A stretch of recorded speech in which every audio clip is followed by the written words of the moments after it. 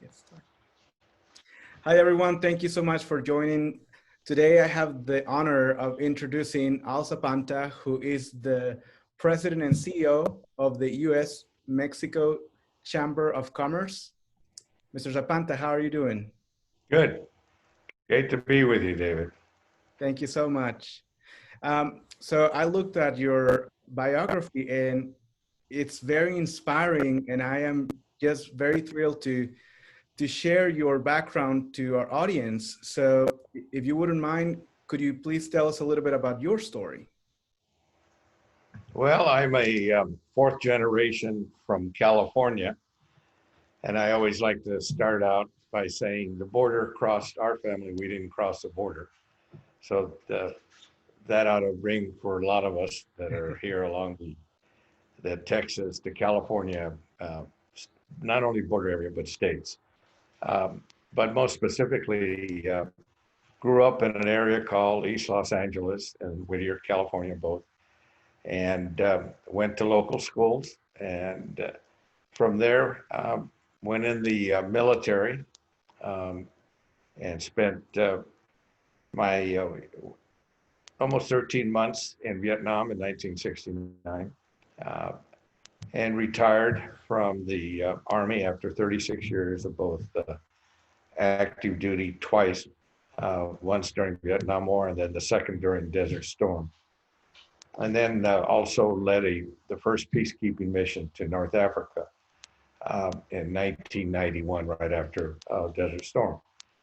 And so between that active duty time as well as the National Guard and the reserves, retired with 36 years and made the rank of Major General.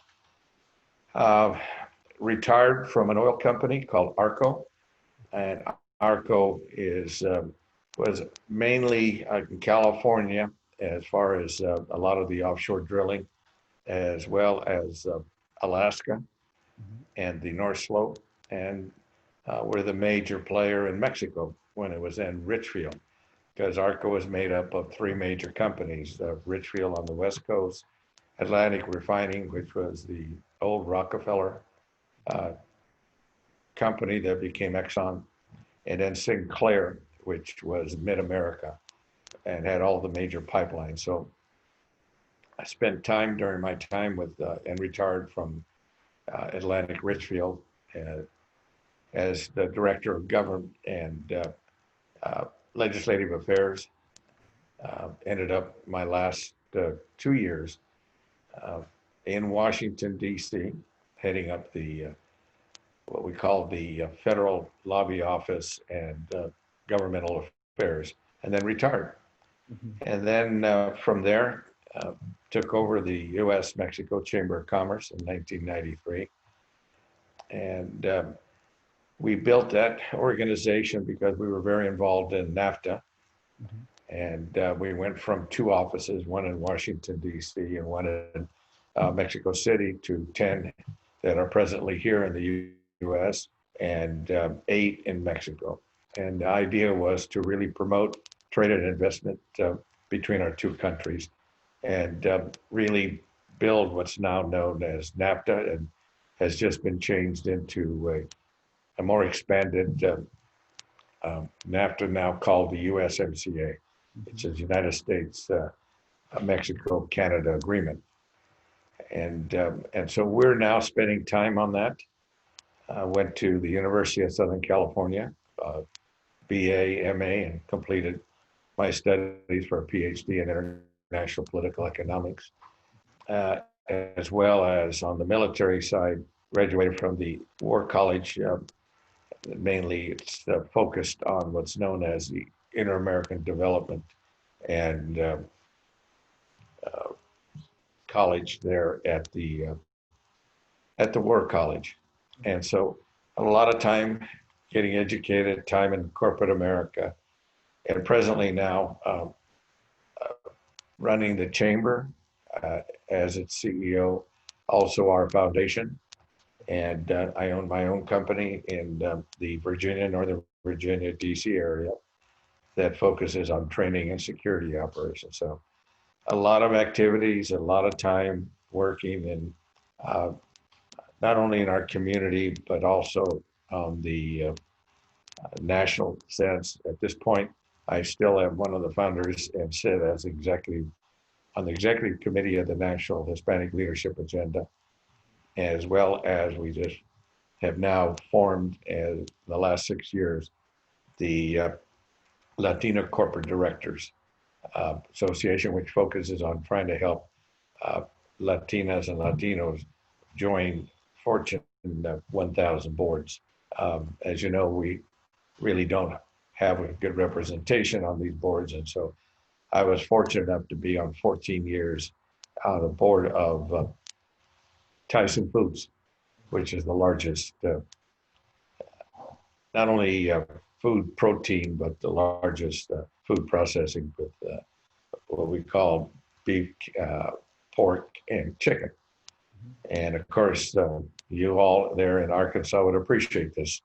So I spent a lot of time flying in and out of Springdale. So go on and on, but I am fortunate enough to have been able to do a lot of things that were afforded me during the time that I spent both in public and private industry. So I'll stop with that. Well, you know, are there any particular lessons that you took with you as you succeeded on these endeavors? I know that a lot of things are formative at an early age, but is there anything that you feel like from your upbringing that helped you succeed?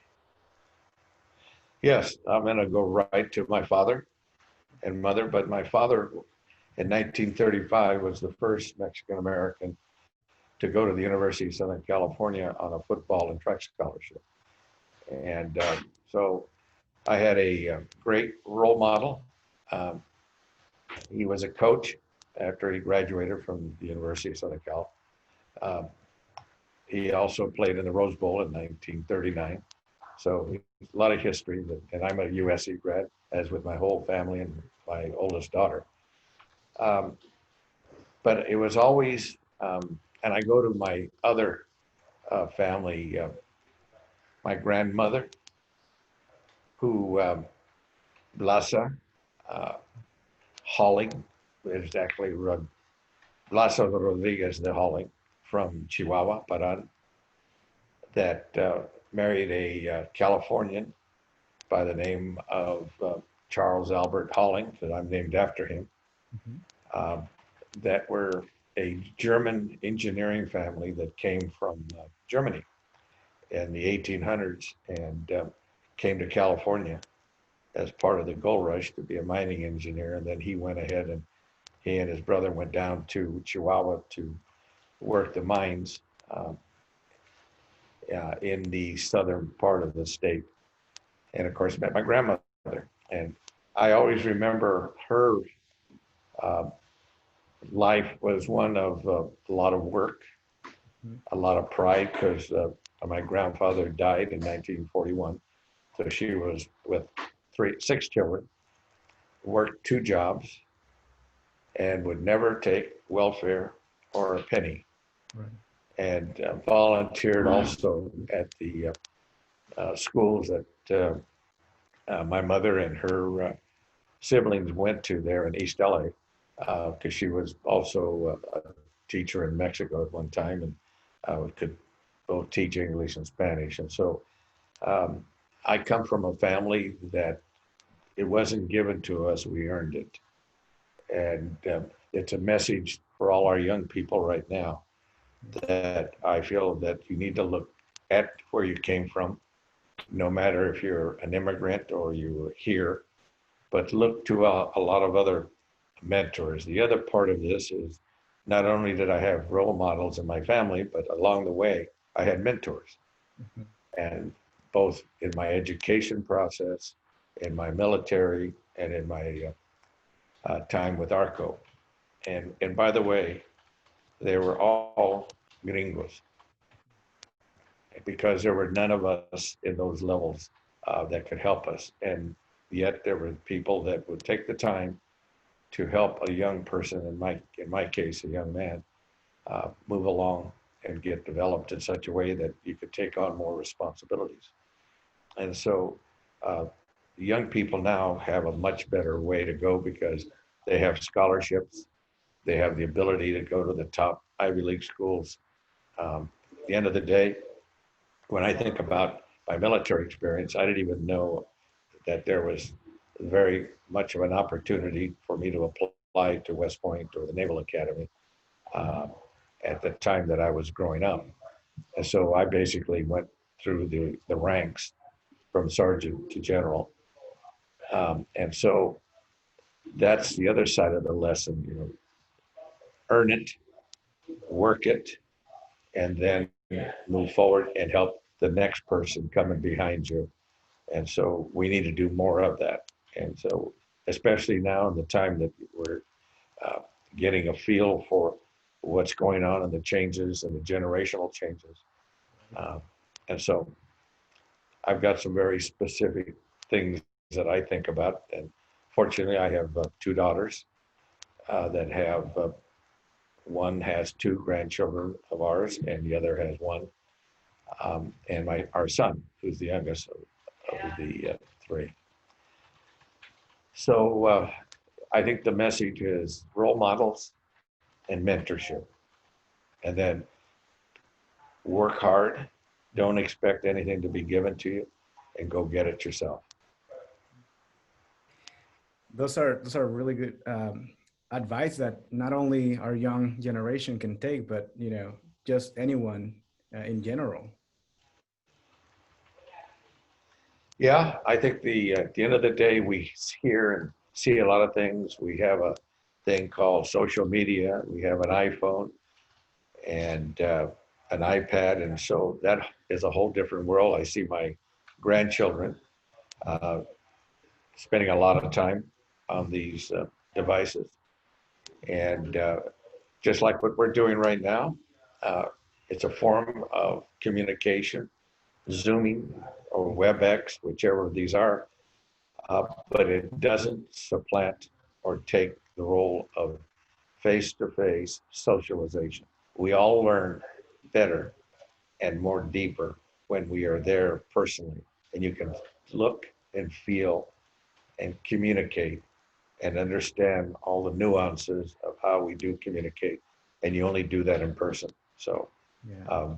beware of the tools, take a look at really how we as uh, a group of people communicate. One of the good things that I feel very fortunate, and this is across the board for Latinos and Latinas, Hispanics in general, is that we come from a very strong culture of not just the cultural aspect of religion, but family, Mhm. most specifically. And as an example, I always like to push out that more Medal of Honors have been won by Latinos in times of war, going back to the Revolutionary War, uh, than any other ethnic group. And so we also have that side of us, that we're also have a strength of courage. And so when you wrap us all up, uh, and I've been hearing since 1980 that it's the decade of the Hispano. Well, you know what? That was 40 years ago, and I'm still waiting. So it's up to these young people that go and do it. And you don't do it by gritando or screaming. Um, and I'm very focused about one thing. I didn't fight a war so that they could go out and demonstrate and do the bad things that they've done with looting and hurting other people and disrespecting not just police. And I don't want to hear excuses about how bad the police. Yeah, there's bad people and everything. Mhm. We need to then focus on how we make it better. Yeah, absolutely. Yeah, no, that's a really good message. And particularly with the because a lot of it is from people like you that have fought and been in combat and in difficult situations, that we have the freedom that we have today. So and on that note, would you share how I know that you have a few medals of honor that you have been bestowed. Um, can you share with us any type of anecdote of when you overcame a hardship while you were in the military? That's always a tough answer to that question. But I'll try to put it as basic that I think that prepared me for this. I wanted to be sure that I was well prepared or the most trained that I could be, because when I went to Vietnam, I was a lieutenant and came out a captain, and then the rest is history. And so you have the lives of your men every moment of the day that you're in command. And that means that you cannot falter when you have to make a decision. And that means that you have to be as trained as you can. Now, I will also say to you that I may have gone in as an officer, but I came out a leader, because you only make it under fire. And you can talk about a lot of things, but it's when that moment comes that, do you do the right thing? Do you do the thing that you're supposed to do to make sure that you take care of your men and you carry the mission forward? And I think that you only get that when you're under that kind of condition. And people will always ask me, were you afraid? Well, hell yes, I was afraid. But then you overcome it, because the difference between a hero and a coward is the one that takes it on and goes forward versus the one that cowers in the corner and hides. And so I don't mind telling you that there was that moment when, and I did win the Silver Star as well as 5 other Bronze Stars with Valor and a Purple Heart, that I'd be more than happy to give to somebody else, because I really could have cared. I really didn't need to get that one, but we did, the way it goes. The bottom line is that you do what's right, you do what you've been trained, and there's a special bond that you get when you're serving with other men. Now there's more women that are coming to the military, and I'm okay with that. I still have my sensing about when you put people in harm's way, especially, and I'm an airborne ranger, special forces type. That's a very, very distinct. It's the Army's view and experience that the SEALs get, and the Air Combat Commandos, and the Marine Recon. And so that puts you in a very different environment. And so it's all about how you are bonding together and working together as a team, and how you take care of each other. And there's a lot of culture that is in that. There's a lot of training. And so I think that one of the things that I feel very strong about is that if we're going to have a military and we're going to have these specialized units, then you got to let them train and be what they are. And if they're different because of what our missions are, which are very different, then so be it. So that's the other side of that. The other is that really you come away with that experience. And I will tell you, it probably took me 20 years to finally talk about my experience, the times that I was under fire. But I'll give you one last vignette that might be of interest. My wife, we are Catholic, she's very religious, but I don't consider myself that religious. I consider myself very spiritual, because I can tell you there were 3 times that I really felt there was something and somebody or some power that was right with me, and that I made a decision to go left when the machine gun went off to my right instead of me, or the 3 times I was down in helicopters. And so you don't come out of that kind of an experience thinking it's all about you. And so I feel very strong about the spirituality of belief and faith. Yeah. Wow. That's very encouraging. And those stories are, the stories that I think younger generations need to hear, you know? Um, so we're doing these interviews for the Hispanic Heritage Month. And one of the things that we're trying to get from our speakers is to get a sense of how they keep their Hispanic heritage alive. stay involved, uh, but figure how you can take what you have earned, developed, or where you are in your station of life at this point, and how you help others along the way. One of the things that I always remember is that we came through an era, and I think I still see it politically, and we used to call them bandidos. Mm. And let me tell you, that's still alive and well. Mm-hmm. And you have to be prepared to call it the way you see it. You have to be in a position where you help, not hinder or get in front of the line. You need to be very clear about that. I can give you a good example of what started to shape me. When I got selected in 1973 to be a White House fellow. During that time, I got to know President Ford very well. And so I was asked to be the first Hispano, Latino, Mexican American, in specific, to ever be in the president's cabinet, and Senate confirmed in 1976. And it was Gerald R. Ford that did it. A guy from Michigan, not from East LA or Texas or the border. But if you know the history of Michigan and how many Mexicans went up through the railroad to either work on the railroad or pick potatoes and beets in the fields in Michigan and Saginaw, you'll understand why Jerry Ford had that sense. And just a little side story, when I was with him in 1976, actually 75, we were out in California and LA and Glendale and then Pomona, meeting with a group of Hispanic leaders that I had helped put together.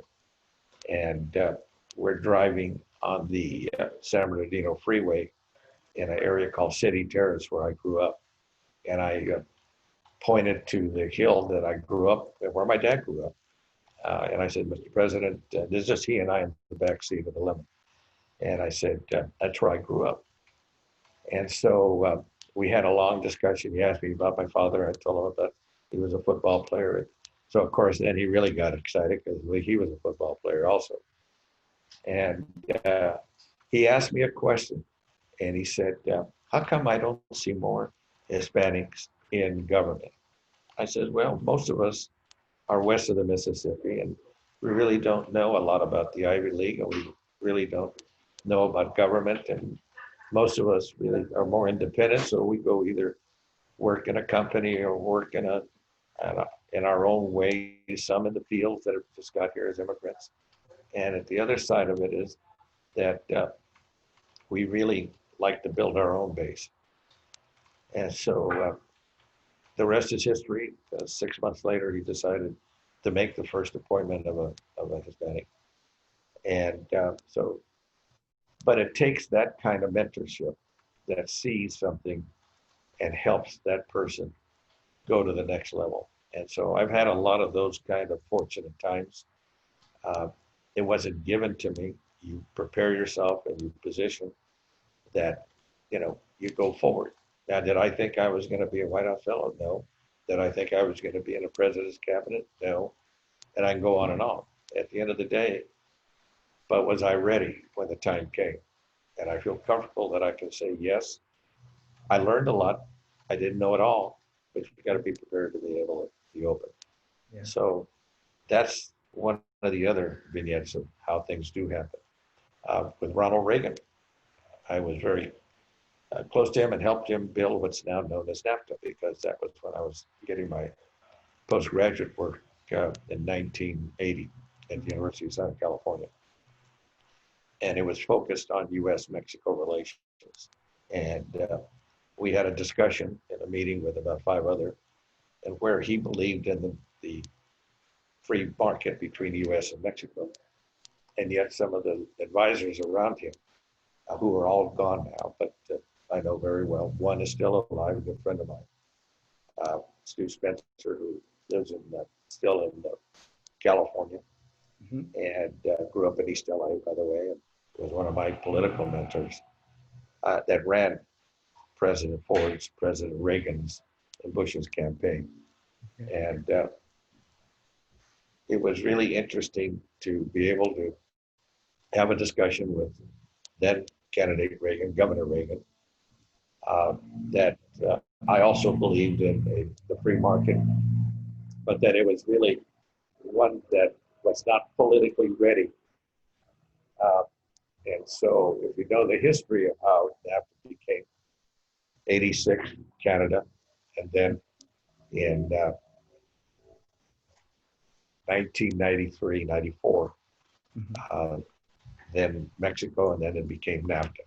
And so I recommended that he not call it a free trade agreement, but to call it a North American Accord. Because if you have an accord, that at least you agree to agree and disagree, and yet you're not tied to a treaty or a legal document. Right. Because politically, neither country was ready at that time. So, and that's probably illustrates that I was ready to make that kind of an input to the future president of the United States. And so there's, again, another part of how you prepare yourself. Did I know I was going to be doing that? No. But you have to be prepared, because the other four guys in the room thought that I was not giving them the right, advice, and yet he did it. So there you go. Yeah. Well, thank you so much.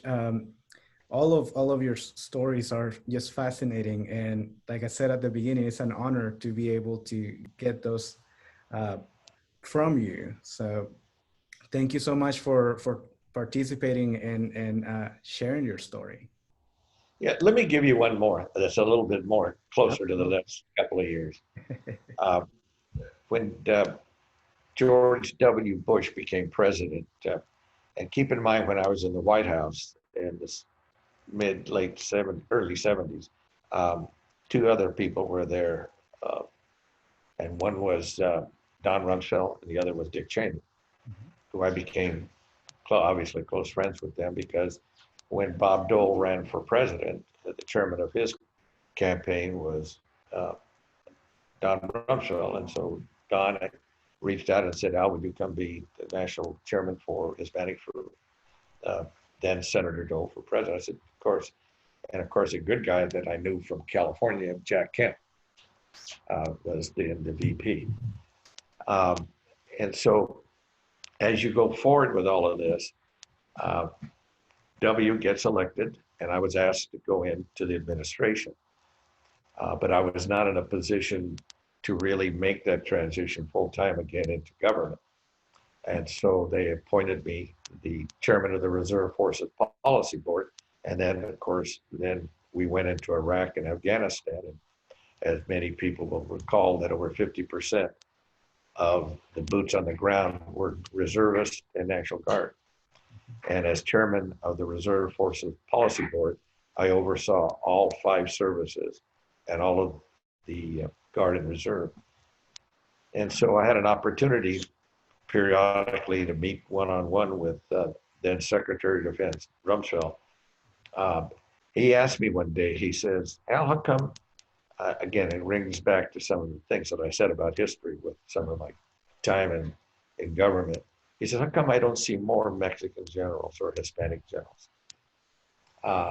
And to this day, I can give you, there are 47 black generals, and there's only 3 of us, okay? And at the time, there was only 3. And so I looked at him and I said, well, a lot of it is because it's only people that are in position that can make those decisions, like yourself, can make things happen. And he says, well, I don't recall when I was Secretary of Defense the first time. That was in 76. Um, and I looked at him and I said, well, at that time, this was what, 2002, just before we went to war. And I looked at him and I said, Don, because then we're in private conversations. I wasn't calling him Mr. Secretary in front of everybody. And I just said, I'll tell you, Don, the only 4-star general we've had was under your last stint as Secretary of Defense. And he looked at me I says, Richard Cavazos from San Antonio. And know what his comment was to me? He said, he was really a soldier. Okay? Says a lot. Says a lot about us and our culture. Fast forward, he then said, what do you think I should do? And there were some things that I said to him. And one of them I said, I'd like you to convene a meeting with Hispanic leaders. And so I brought in 20, and I sat on both sides of him, two generals. And because of that, they all got another star. One of them was a fellow by the name of Venezuela.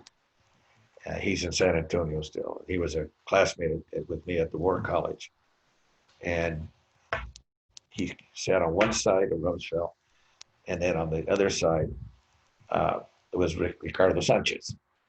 And after that meeting, within 3 months, Ricardo was moved to Iraq as the 3-star and was in charge of all our military forces and was prepared probably, and I had talked to Rumsfeld about this, he was slated to be the next 4-star general in charge of Southern Command, but got caught up in that scandal, as you'll recall, with Abu Ghraib and up on the Congress. So I give you that for all of the young people that'll be listening and hopefully taking it in, is that when you have the opportunity to make a difference or have an opportunity to bring forward the people that you can help, then you need to do it and not worry about how it goes down. Okay. So that's kind of the end of a lot of stories. Oh, and I could go longer, but yeah, I have to respect your time. But this is so rich because it's part of our history. You're part of our history. Well, yeah, I'm starting to feel it every day as I get older.